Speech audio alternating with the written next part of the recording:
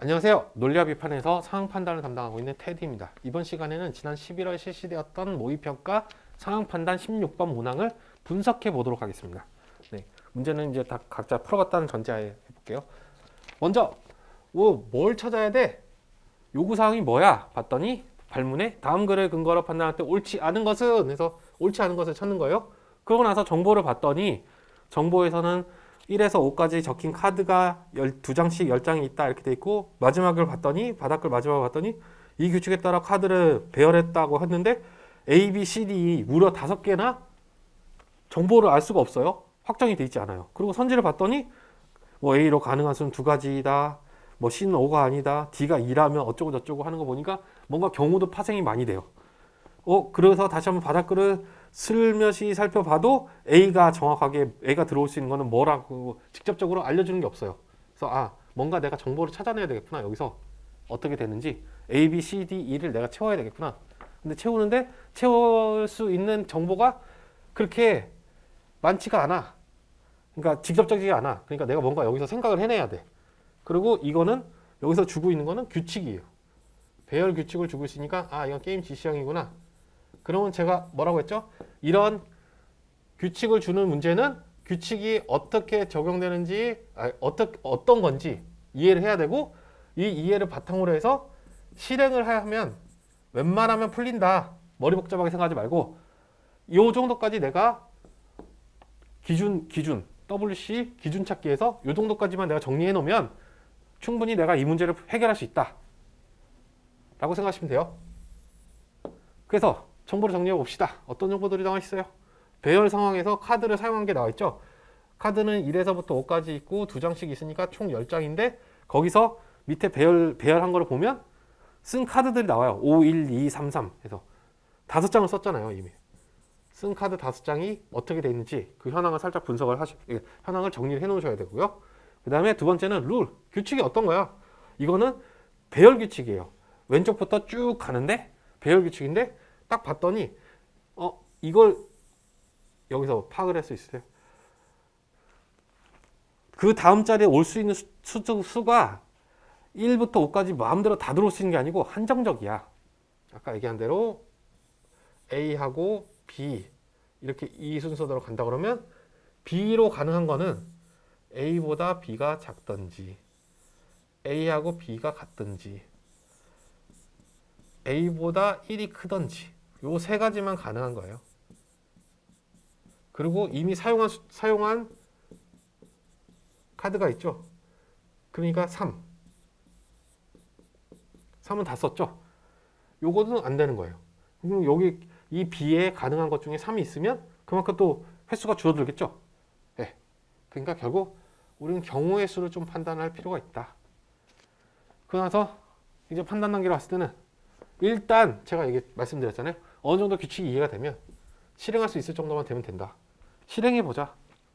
실행해보면 손으로 쓰면서 이렇게 해야 돼요. 문제 직접 풀다 보면. 그러면 뭔가 구체화돼요.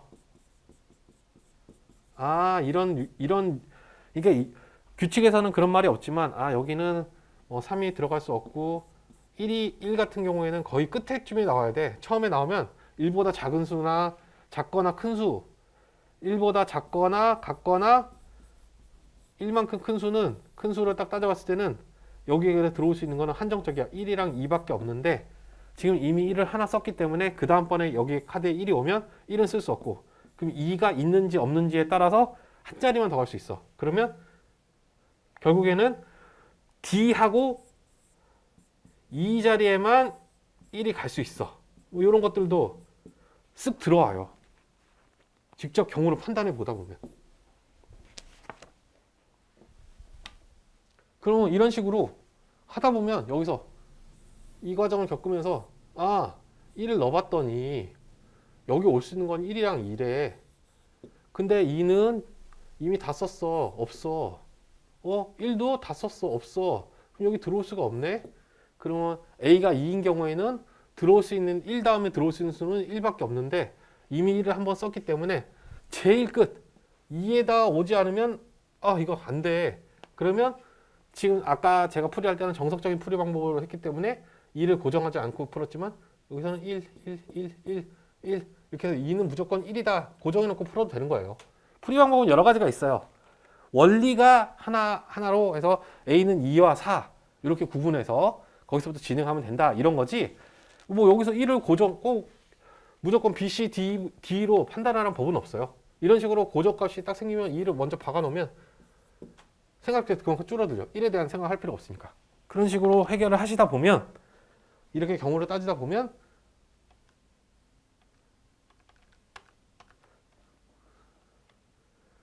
네 가지 경우가 나온다는 걸 알 수 있죠.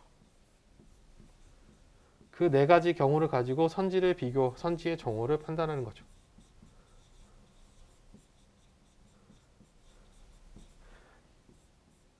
이럴 경우 시간이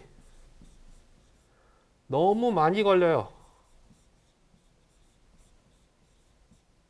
그래서 실질적으로 이렇게 하는 거는 이제 내가 웬만한 문제는 다 풀었어요. 그리고 이것만 남았어요. 이 문제 나중에 풀려고. 시간이 남아있어요. 그럴 때는 정석으로 풀고. 그리고 또 어떤 경우 이걸 끝까지 가야 되냐? 이렇게 정석적인 푸는 거. 1번은 시간이 남았을 때.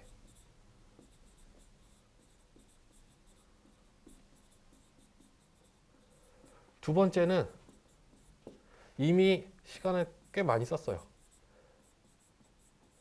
많이 썼고 빠르게 조금만 이제 원리도 다 이해가 됐어. 자신감이 생겼어. 내가 답을 내놓을 수 있을 것 같아. 그럴 때는 달려들어 가지고 대신 마음을 단단히 먹고 최대한 빠르게. 요 경우 이럴 경우에만 이렇게 정석으로 풀고 그게 아니라면 아까 얘기한 대로 여기서 보면 정보 가공하면서 하고 실행할 때 먼저 한 번은 구체화를 해봐야 돼요. 어느 정도까지 구체화를 해야지 이게 가능한 거예요. 구체화를 좀 해보면 A 정도까지 A가 2 혹은 4가 된다 정도까지만 찾았어요. 찾았으면 대충 이 규칙이 어떻게 적용되고 뭐가 들어갈 수 있고 뭐가 안 들어갈 수 있고가 조금 머리에 들어오거든요. 손에도 있고. 구체화, 그러니까 우리가 풀이를 해놓은 게 있으니까 그거 보면 시각화돼 있기도 하고. 그럴 경우에는 바로 선지로 넘어가요. 특히 발문에서 여기서 한번 이제 우리 힘을 얻는 거예요. 발문이 옳지 않은 것을 찾으세요. 그러면 5개 중에 4개는 옳은 지문이고 하나만 틀린 거잖아요. 그죠? 그러면 우리가 요 하나를 찾으면 되는 건데 이 하나는 어떻게 찾으면 될까요? 이게 틀렸다고 가정하고 선지 하나가 틀렸다고 가정하고 풀었는데 그랬을 때 주어진 정보, 규칙에 어긋나지 않고 A, B, C, D를 다 구할 수 있어요. 그러면 그게 틀린 거죠. 그 선지가. 근데 이것도 어떻게 한다? 요령 있게 해야죠. 1번 같은 경우는 A로 가능한 수는 2가지이다. 이게 옳지 않다면 어떤 경우에 이게 옳지 않을까요? A가 가능한 수가 1가지일 수도 있고 3가지일 수도 있고 4가지일 수도 있고 이런 식으로 퍼져요. 그러니까 이거 뭔가 확정 짓기 어려워. B는 4이다. B는 4이다가 옳지 않다면 어떻게 될까요? B는 1일 수도 있고 2일 수도 있고 5일 수도 있어요. 그럼 경우수가 3개나 되죠? 복잡해요. 3번 C는 5가 아니다. C는 5가 아니다가 옳지 않다면 그건 뭐예요? 이게 옳지 않다면 C는 뭐예요? C는 5라는 거예요. 뭔가 확정적으로 정보가 나오죠? 확정적인 정보가. 그러니까 C 자리에다가 5를 넣고 이 배열 규칙에 맞춰서 숫자를 넣었을 때 완성이 되는지 확인만 하면 돼요. 이렇게 해서 풀면 제가 봤을 때는 이렇게 해서 딱 하면 한 2분 30초 정도 걸릴 거예요. 이렇게 해서. 이런 식으로 풀 수 있는데 이거는 어디까지나 정석적인 풀이는 아니잖아요. 그래서 이런 걸 할 때는 이런 문제를 봤을 때 만약에 뭐 요 정도까지 정보 가공까지 했는데도 시간이 이거 못 풀 것 같아 라고 생각이 들면 과감하게 포기하고 다른 문제를 푸세요. 왜냐하면 25문제 100점이잖아요. 16번을 풀어도 4점이고요. 아주 쉬운 어떤 게 아주 쉬웠을까요? 비슷한 유형인 10번을 풀어도 4점이에요. 10번은 간단하게 그냥 배분 방법을 그대로 방정식화 시켜서 풀면 되는 거기 때문에 시간이 그닥 걸리지가 않아요. 근데 들어가는 노력은 다르지만 난이도도 다르지만 주는 점수는 똑같아요. 그러면 어떻게 해야 되죠? 그리고 100점을 맞으면 좋겠지만 100점을 맞는 시험이 아니에요. 100점을 맞아야 합격이다 이렇게 절대적으로 적혀 있어요? 그러면 죽어라 풀어야죠. 근데 그게 아니에요. 우리는 상대평가예요. 그러면 차라리 이거를 틀리더라도 다른 걸 맞춰가지고 더 높은 점수를 맞는 게 훨씬 더 좋은 전략인 거예요. 그죠? 그렇기 때문에 이럴 경우에는 16번은 일단 제끼고 가장 마지막에 시간이 남으면 풀겠다. 아까 제가 얘기했죠? 시간이 남았을 경우 풀겠다 하고 밀어두는 거예요. 이런 문제는. 이걸 밀어둬도 되는지 아닌지 어떻게 알까요? 이렇게 질문이 가끔 들어와요. 그거는 사람마다 개성이 좀 다르지만 이런 문제 같은 게 거의 백방 여기 안에서 들어올 수 있는 뒤에 숫자가 한정적인데 경우의 수가 많이 나오니까 그 누가 해도 정석적인 방법으로 하면 10가지 정도의 경우의 수를 따져봐야 돼요. 그러니까 누가 해도 기본적으로 걸리는 시간이 있는 거죠. 이만큼 여기서부터 여기까지 생각을 해야 되니까. 이런 문제는 풀지 말아야 되겠다. 나중에 풀어야 되겠다. 이렇게 생각을 하는 거고 그 외의 것들은 사람마다 자기마다 다 생각하는 게 다 달라요. 생각하는 방식도 다르고 어떤 분들은 그리고 스키마도 그러니까 내가 갖고 있는 원래 배경 지식이 쓰면 안 된다고 하지만 기본적으로 법대를 많이 나오신 분이 있으면 규정이나 법 규정 같은 경우에는 그분은 아무래도 4년 동안 졸업을 했다고 치면 졸업 안 했다고 쳐도 2년에서 3년 정도는 계속 배우는 게 법이니까 규정을 보는 거예요. 그분은 그냥 일반적으로 다른 과에 다니시는 분에 비해서 훨씬 더 규정이 익숙해요. 그러니까 그 문제가 훨씬 더 유리한 거죠.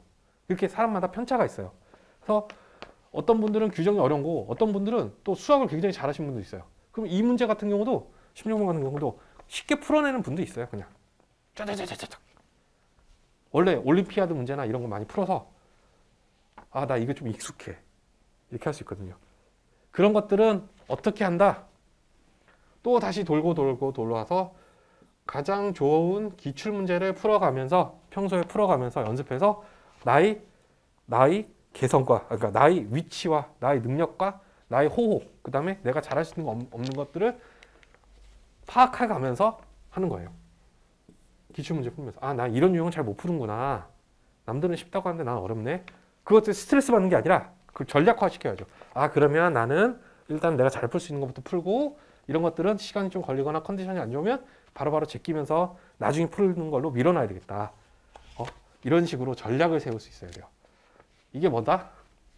요즘 많이 나오는 메타인지입니다. 그러니까 우리 시험이 가장 메타인지가 중요한 것 같아요. 내가 어떤 걸 잘하고 못하고 그리고 시간 안에 이걸 다 풀 수 있는지 없는지 중간중간에 체크하고 확인할 수 있는 그런 능력을 갖는 게 중요해요. 그거는 다시 얘기하지만 기출문제를 연습하면서 알 수 있는 부분입니다. 네, 여기까지입니다. 감사합니다.